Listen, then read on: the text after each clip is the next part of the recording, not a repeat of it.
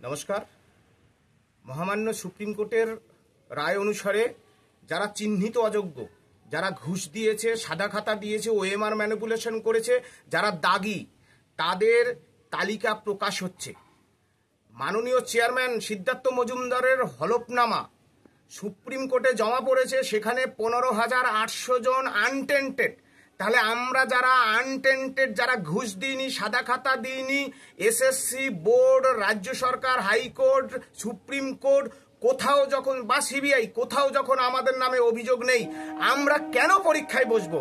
সুতরাং এই আনটেন্টেড যারা আছেন 15,800 জন, তাদেরকে সার্টিফাই করে বিধানসভায় সর্বোচ্চ আইন প্রয়োগ করে, অর্ডিন্যান্স করে রাজ্য সরকারকেই, রাজ্যের মাননীয় মুখ্যমন্ত্রীকেই এই ব্যবস্থা করে সুপ্রিম কোর্টে সকল যোগ্য যারা আনটেন্টেড তাদের চাকরি বাঁচাতে হবে ধারাবাহিকতা সহ।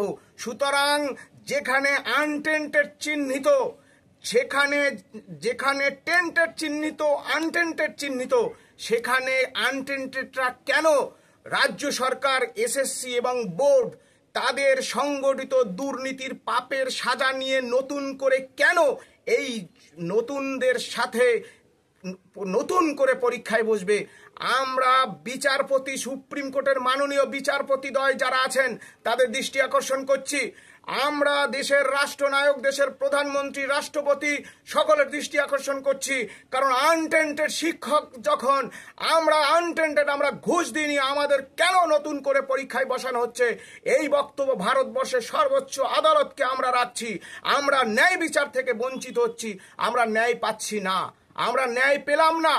আমাদেরকে যোগ্য শিক্ষক সুবল সোরেনের মতো করে দেওয়ার একটা গভীর চক্রান্ত রচিত হচ্ছে পশ্চিম বাংলায়। সুতরাং আমরা আনটেন্টেড হওয়া সত্ত্বেও আমরা পরীক্ষা কেন দেব? এই প্রশ্ন আজকের দিনে সুপ্রিম কোর্টের রায় আসার পর আপনাদের কাছে রাখলাম। ধন্যবাদ।